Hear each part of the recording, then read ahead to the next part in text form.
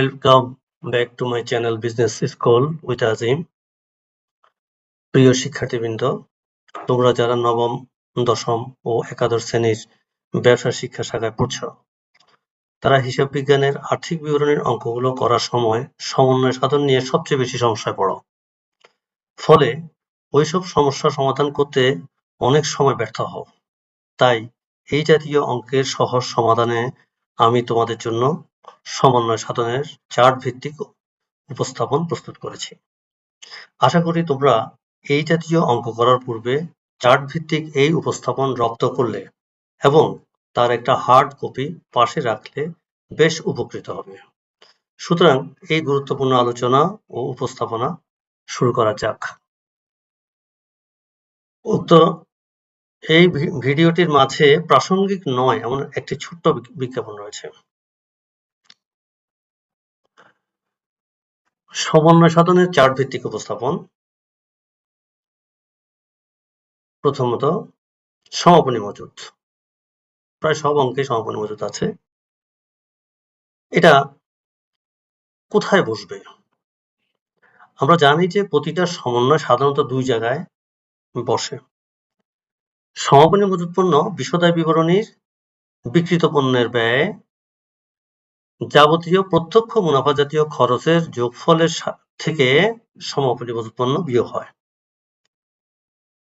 দ্বিতীয়ত, আর্থিক অবস্থা বিবরণীর চলতি সম্পদে সমাপনী মজুদ পণ্য প্রদর্শিত হয়।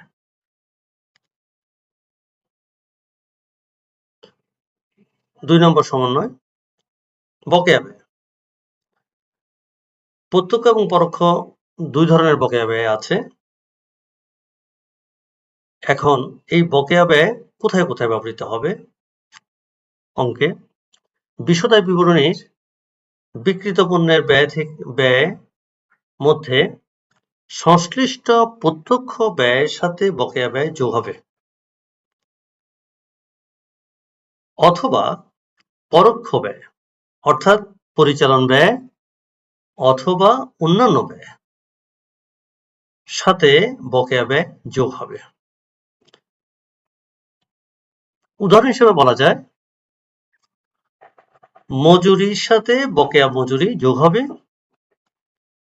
অফিস খরচের সাথে বকেয়া অফিস খরচ যোগ হবে, ব্যাংক জমা অতিরিক্ত সুদের সাথে বকেয়া ব্যাংক জমা অতিরিক্ত সুদ যোগ হবে। এখানে আমি 3টা উদাহরণ ব্যবহার করেছি। প্রথমত, আমি ব্যবহার করেছি প্রত্যক্ষ ব্যয়ের ক্ষেত্রে বকেয়া ব্যয় কিভাবে সংযুক্ত হবে। দ্বিতীয়ত, পরিচালন ব্যয়ের ক্ষেত্রে কিভাবে বকেয়া ব্যয়কে সমন্বয় করতে হবে। তৃতীয়ত, অন্যান্য ব্যয় ক্ষেত্রে আমরা বকেয়া ব্যয়কে কিভাবে সমন্বিত করব।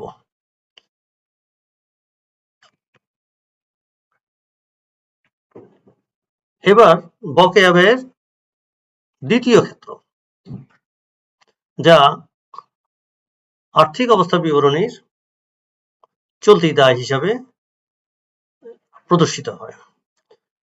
এখানে 2 ধরনের বকেয়া ব্যয় আছে।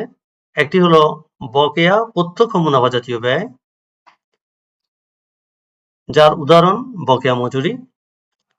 আরেকটি হলো বকেয়া পরোক্ষ মুনাফা জাতীয় ব্যয় অথবা পরিচালন ব্যয় বা অন্যান্য ব্যয়।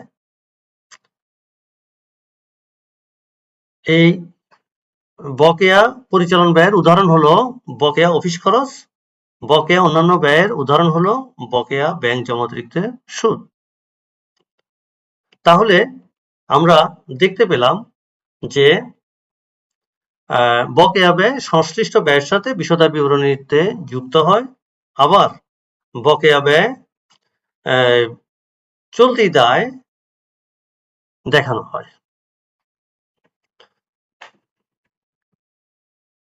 3 নম্বর সমন্বয়, বকেয়া আয়। সংশ্লিষ্ট প্রত্যক্ষ আয়ের সাথে বকেয়া আয় যুক্ত হবে বিশদায় বিবরণীতে। সংশ্লিষ্ট প্রত্যক্ষ আয় বলতে আমরা সাধারণত বিক্রয়কে বুঝি, বিক্রয়ের সাথে বকেয়া বিক্রয় যোগ হবে। অথবা সংশ্লিষ্ট অন্যান্য আয় সাথে বকেয়া আয় যুক্ত হবে। সংশ্লিষ্ট অন্যান্য আয়ের উদাহরণ হলো যেমন প্রাপ্ত বাড়ি ভাড়া, তার সাথে বকেয়া বা প্রাপ্য বাড়ি ভাড়া যোগ হবে। এক্ষেত্রে তোমাদেরকে বলে রাখি, আমাদের প্রশ্নে তথা রেওয়া মিলে প্রাপ্ত বাড়ি ভাড়া ক্রেডিটেই প্রদর্শিত হয়। বকেয়া আয়ের আরেকটি প্রদর্শন হলো চলতি সম্পদে তথা আর্থিক অবস্থার বিবরণীর চলতি সম্পদে বকেয়া প্রত্যক্ষ মুনাফা জাতীয় আয় প্রদর্শিত হয়, তারপর বকেয়া পরোক্ষ মুনাফা জাতীয় আয়ও প্রদর্শিত হয়। তাহলে চলতি সম্পদে বকেয়া মুনাফা জাতীয় যেসব আয়গুলো প্রদর্শিত হয় তার মধ্যে আছে বকেয়া বিক্রয়, চলতি সম্পদে দেনাদারের সাথে যুক্ত হয়। এছাড়াও রয়েছে বকেয়া পরোক্ষ মুনাফা জাতীয় আয়ের উদাহরণ যেমন বকেয়া বা প্রাপ্য বাড়ি ভাড়া। তাহলে আমরা কি পেলাম, যে বকেয়া আয় বিশদ বিবরণীতে একবার প্রদর্শিত হচ্ছে, আবার আর্থিক অবস্থার চলতি সম্পদে প্রদর্শিত হচ্ছে। 4 নম্বর সমন্বয় অগ্রিম ব্যয়। অগ্রিম ব্যয় বিশদ বিবরণী বিক্রিত পণ্যের ব্যয় সংশ্লিষ্ট প্রত্যক্ষ ব্যয় থেকে অগ্রিম ব্যয় বিয়োগ হবে। এখন সংশ্লিষ্ট প্রত্যক্ষ ব্যয় কি, যেমন মজুরি থেকে অগ্রিম মজুরি বিয়োগ হবে, অথবা পরোক্ষ ব্যয় তথা পরিচালন ব্যয় বা অন্যান্য ব্যয় থেকে অগ্রিম ব্যয় বিয়োগ হবে। পরিচালন ব্যয়ের একটি উদাহরণ হলো অফিস খরচ, তা থেকে অগ্রিম অফিস খরচ বিয়োগ হবে। আর অন্যান্য ব্যয়ের একটি উদাহরণ হলো ব্যাংক জমা অতিরিক্তের সুদ, তা থেকে অগ্রিম ব্যাংক জমা অতিরিক্তের সুদ বিয়োগ হবে।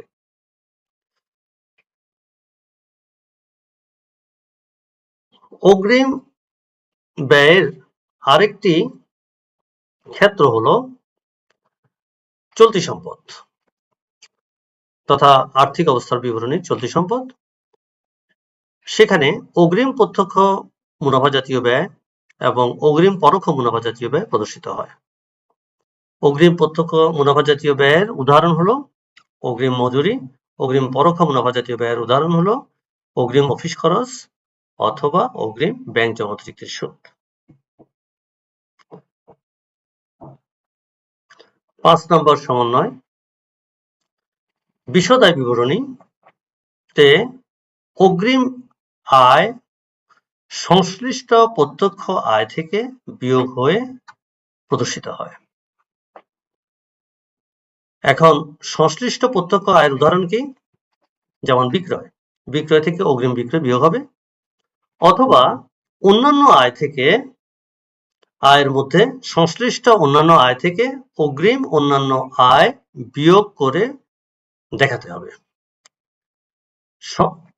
সংশ্লিষ্ট অন্যান্য আয়ের উদাহরণ হলো যেমন প্রাপ্ত বাড়ি ভাড়া, তা থেকে অগ্রিম প্রাপ্ত বাড়ি ভাড়া বিয়োগ করে দেখাতে হবে। অগ্রিম আয়ের দ্বিতীয় প্রদর্শন হলো আর্থিক অবস্থা বিবরণীতে চলতি আয়। অগ্রিম প্রত্যক্ষ মুনাফা জাতীয় আয় এবং অগ্রিম অন্যান্য আয় চলতি আয়ের মধ্যে প্রদর্শন করতে হয়। এদের উদাহরণ হলো অগ্রিম বিক্রয় এবং অগ্রিম প্রাপ্ত বাড়ি ভাড়া। পরবর্তী সমন্বয় যেমন অবচয় অথবা অবলোপন। আমরা দৃশ্যমান সম্পত্তি ক্ষেত্রে যে ক্ষয় হয় সেক্ষেত্রে অবচয় আরোপ করি, আর যেগুলো অদৃশ্য সম্পদ সেক্ষেত্রে আমরা সম্পদের ক্ষয়ের ক্ষেত্রে অবলোপন আরোপ করি। এদের ক্ষেত্র প্রদর্শনের ক্ষেত্র দুটি। বিশদ বিবরণীর পরিচালন ব্যয় সংশ্লিষ্ট দৃশ্যমান বা অদৃশ্যমান সম্পত্তির অবচয় ও অবলোপন প্রদর্শন করা হয়। আর অন্যদিকে আর্থিক অবস্থা বিবরণীর স্থায়ী সম্পদে সংশ্লিষ্ট অদৃশ্য সম্পদ থেকে অবলোপন বিয়োগ হবে এবং দৃশ্যমান সম্পত্তি থেকে পুঞ্জীভূত অপচয় বিয়োগ হবে। আমি এক্ষেত্রে উদাহরণস্বরূপ বলি, পরিচালন ব্যয় যন্ত্রপাতির অপচয় যেমন 10% ধরো, সেক্ষেত্রে আমরা কিভাবে নির্ণয় করব? যন্ত্রপাতির মূল্যকে 10% দিয়ে গুণ করব। অন্যদিকে ইজারা সম্পত্তির ক্ষেত্রে অবলোপন আরোপের জন্য বছর উল্লেখ করা হয়, যেমন ক বছর। এই ক্ষেত্রে অবলোপন নির্ণয়ের সূত্র হলো ইজারা সম্পত্তির মূল্যকে ক ভাগের 1 দিয়ে গুণ করতে হবে। আর্থিক অবস্থার বিবরণীতে আমাদের দৃশ্যমান সম্পদ এবং অদৃশ্যমান সম্পদ থেকে এই অবলোপন এবং অবচয় বিয়োগ করতে হবে। যেমন আমরা ইতিপূর্বে যে নির্ণয়টা করেছি অবচয়, সেক্ষেত্রে সম্পত্তির মূল্য, যন্ত্রপাতির মূল্য থেকে আমরা পুঞ্জীভূত অবচয় বিয়োগ করেছি। এই পুঞ্জীভূত অবচয় বলতে বোঝানো হয়েছে রেওয়া মিলে প্রদর্শিত অবচয় এবং সমন্বয়ের যে অবচয় নির্ণয় করতে বলা হয় সে দুটোর যোগফল। রেওয়া মিলের অবচয় এবং সমন্বয়ের অবচয়, এই দুই অবচয়কে যোগ করে আমরা একসাথে বলবো পুঞ্জীভূত অবচয়। এই পুঞ্জীভূত অবচয়কে যন্ত্রপাতির মূল্য থেকে বিয়োগ করতে হবে। অন্যদিকে ইজারা সম্পত্তি থেকে ইজারা সম্পত্তির অবলোপন বিয়োগ করতে হবে।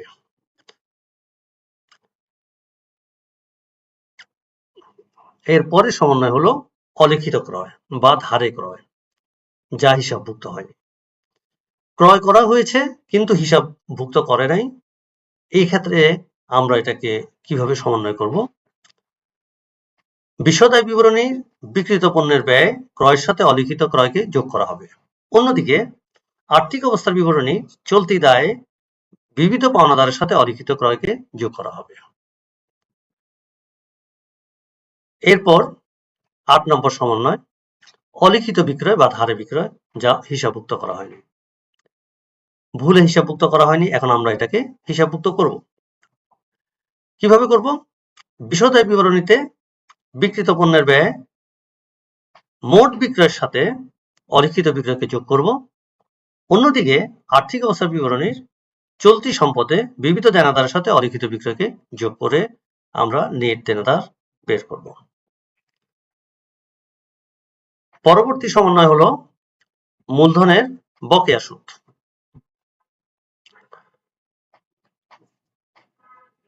মূলধনের বকেয়া সুদ বিশদায় বিবরণীতে অন্যান্য ব্যয়ের মধ্যে মূলধনের সুদের সাথে মূলধনের বকেয়া সুদ যোগ হয় এবং মালিকানা সত্ত্বের পরিবর্তন বিবরণীতে মূলধনের সাথে মূলধনের বকেয়া সুদ যোগ হয়। এরপর হলো উত্তোলনের বকেয়া সুদ।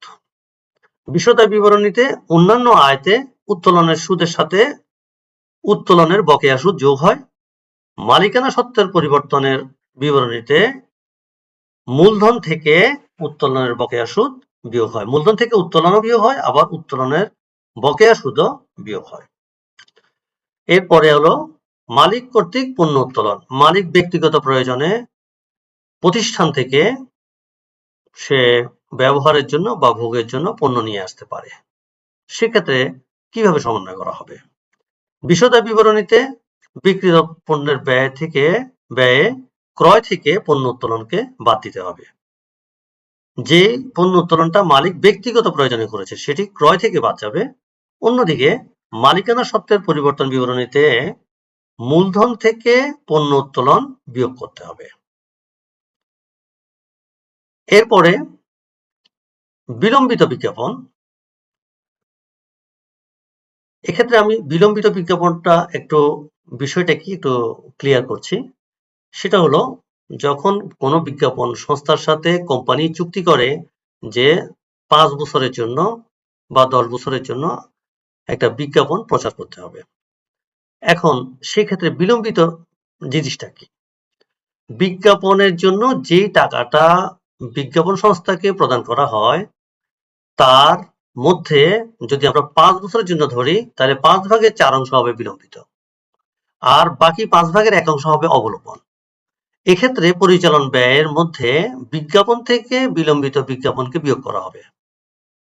তাহলে বিষয়টা আবার একটু বলি, যে বিলম্বিত বিজ্ঞাপন ধরার নিয়ম হলো বিজ্ঞাপন ব্যয়কে যত বছর বলা হয় তত দিয়ে ভাগ এবং তার থেকে 1 কম দিয়ে গুণ। আচ্ছা, তাহলে বিলম্বিত বিজ্ঞাপন আর কোথায় যাবে? আর্থিক অবস্থা বিবরণীর অলিক সম্পদে বিলম্বিত বিজ্ঞাপন প্রদর্শিত হবে। এর পরের সমন্বয় হলো অব্যবহৃত মণিহারি। বিশদ আয় বিবরণীতে পরিচালন ব্যয়ে সাধারণ খরচ থেকে অব্যবহৃত মণিহারি বিয়োগ হবে এবং আর্থিক অবস্থায় চলতি সম্পদে অব্যবহৃত মণিহারি প্রদর্শিত হবে। তাহলে সাধারণ খরচ বা মণিহারি থেকে অব্যবহৃত মণিহারি বিয়োগ হবে এবং চলতি সম্পদে অব্যবহৃত মণিহারি প্রদর্শিত হবে। আগুনে বিনষ্ট পণ্য বা চুরি হওয়া পণ্য বা হারিয়ে যাওয়া পণ্য। পণ্য কখনো আগুনে বিনষ্ট হতে পারে, ব্যবসায়িক পণ্য, কখনো ব্যবসায়িক পণ্য চুরি হতে পারে, কখনো ব্যবসায়িক পণ্য হারিয়ে যেতে পারে। সেক্ষেত্রে যদি তা হিসাবভুক্ত না হয়, আমরা কিভাবে হিসাবভুক্ত করব? বিশদ বিবরণীতে বিক্রিত পণ্যের ব্যয়ের মধ্যে ক্রয় থেকে আগুনে বিনষ্ট পণ্য বা চুরি হওয়া পণ্য বা হারানো পণ্য বিয়োগ হবে।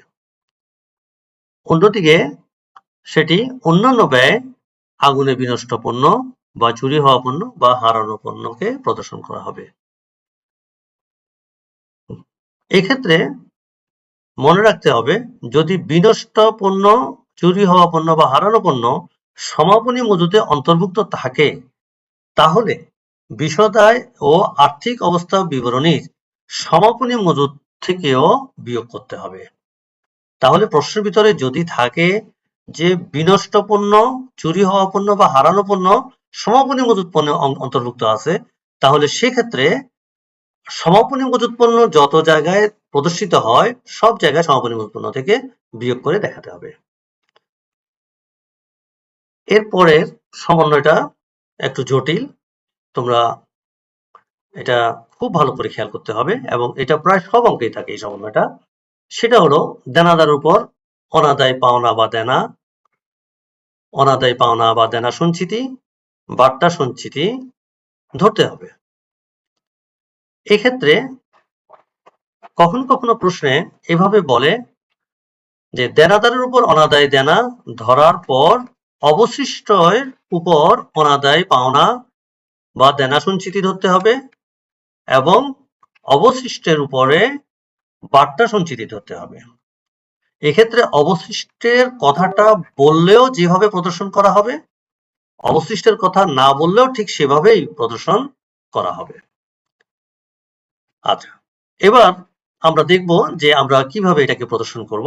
বিশদ আয় বিবরণীর যে পরিচালন ব্যয় যে অংশটা আছে, সেখানে আমরা পুরাতন অনাদায় পাওনা বা দেনা যেটা কুড়িনে থাকে তার সাথে নতুন অনাদায় পাওনা বা দেনা যেটা সমন্বয়ের ভিতরে থাকে তাকে যোগ করব। সেই যোগফলের সাথে নতুন অনাদায় পাওনা বা দেনা বা কুঋণ সঞ্চিতিকে যেটি সমন্বয়তে থাকে সেটাকে যোগ করব। তারপর তার সাথে নতুন বার্তা সঞ্চিতি যা সমন্বয়তে থাকে তাকে যোগ করব। এক্ষেত্রে অত্যন্ত গুরুত্বপূর্ণ একটা বিষয় হলো, যেটা তোমাদেরকে অবশ্যই খেয়াল রাখতে হবে, আমাদের আর্থিক অবস্থা বিবরণীর কাজটিকে প্রথমে করতে হবে। সেই কাজটা কি? চলতি সম্পদে আমাদের যে দেনাদার থাকে সেই দেনাদার থেকে সর্বপ্রথম নতুন অনাদায় পাওনা বা দেনা বা নতুন কুঋণ যা সমন্বয়তে থাকে তাকে প্রথমে বিয়োগ করতে হবে। বিয়োগ করার পরে যে অবশিষ্ট থাকে, যেটা আমি এখানে অবশিষ্ট 1 হিসাবে লিখেছি, তা থেকে নতুন অনাদায় দেনা বা পাওনা বা কুঋণ সঞ্চিতিকে বিয়োগ করতে হবে। এরপর যে অবশিষ্ট থাকে, যেটাকে আমরা অবশিষ্ট 2 বলেছি, তা থেকে নতুন বার্তা সঞ্চিতি যা সমন্বয়তে থাকে তাকে বিয়োগ করতে হবে। তাহলে আমরা কি পেলাম বিষয়টা? দেনাদার থেকে নতুন অনাদায় পাওনা বা দেনা বা কুঋণ তাকে বিয়োগ করতে হয়। এরপর যে অবশিষ্ট থাকে সে অবশিষ্ট থেকে নতুন অনাদায় দেনা পাওনা বা কুঋণ সঞ্চিতিকে বিয়োগ করতে হয়। তারপর যে অবশিষ্ট থাকে সেটা থেকে নতুন বাটা সঞ্চয় থেকে বিয়োগ করতে হয়। সবসময় মনে রাখবে যে নতুন অনাদায় দেনা বা পাওনা সঞ্চিতি বা বাটা সঞ্চিতি নতুন সবকিছুই কিন্তু সমন্বয়ের বিষয়, আর পুরাতনটা হলো রেওয়া মিলের বিষয়। তো এক্ষেত্রে তোমাদেরকে একটা কথা বলি, সেটা হলো যদি নতুন অনাদায় দেনা বা সঞ্চিতি মনে করো X% বলা হলো, সেক্ষেত্রে আমরা কি করব? আমরা অবশিষ্ট 1 অর্থাৎ আমরা দেনাদার থেকে যে নতুন অনাদায় দেনা বিয়োগ করলাম, বিয়োগ করার পর যে বিয়োগফলটা হলো সেই বিয়োগফলকে আমরা ধরবো অবশিষ্ট 1, তার X% হিসাব করে তাকে 1 নম্বর অবশিষ্ট থেকে বিয়োগ করব। একইভাবে নতুন বাটা সঞ্চিতি যদি আমরা Y% আমাদেরকে বলা হয়, তাহলে আমরা অবশিষ্ট 2 এর উপর Y% কে নির্ণয় করব। নির্ণয় করার পরে অবশিষ্ট 2 হতে উক্ত যে নির্ণীত ফলকে আমরা বিয়োগ করব। এইভাবে কাজটি করতে হয়। এছাড়াও এক্ষেত্রে একটা জিনিস মনে রাখবে যে আমি এখানে নতুন অনাদায় দেনা সঞ্চিতি আবার নতুন বাটা সঞ্চিতি 3টি বিয়োগের কাজ করেছি, কিন্তু তোমাদের প্রশ্নে সবসময় এই 3টি কাজ থাকবে এমন কোনো নিশ্চয়তা নেই। কখনো কখনো প্রশ্নকে ছোট করার জন্য 1টা বা 2টা ধাপ বাদ দিয়ে দেওয়া হয়। তো সেক্ষেত্রে আমাদেরকে ধারাবাহিকতাটা বজায় রাখতে হবে। তো আজকের এই ক্লাসটি এখানে শেষ। তবে আমার এই সমন্বয় ক্লাসের এটি হলো প্রথম পর্ব। আমি পরবর্তী ভিডিওতে সমন্বয়ের বাকি সমন্বয়গুলোকে আমি উপস্থাপন করব তোমাদের উদ্দেশ্যে। তো আজকের ভিডিওটা যদি তোমাদের কাছে ভালো লাগে তাহলে লাইক, কমেন্ট বা শেয়ার করতে ভুলবে না। আর নতুন নতুন বিজনেস লেকচার পেতে সাবস্ক্রাইব করবে। Business school teacher business school with Azim, এইটাই হলো আমার channel. Thank you very much for your watching and cooperating.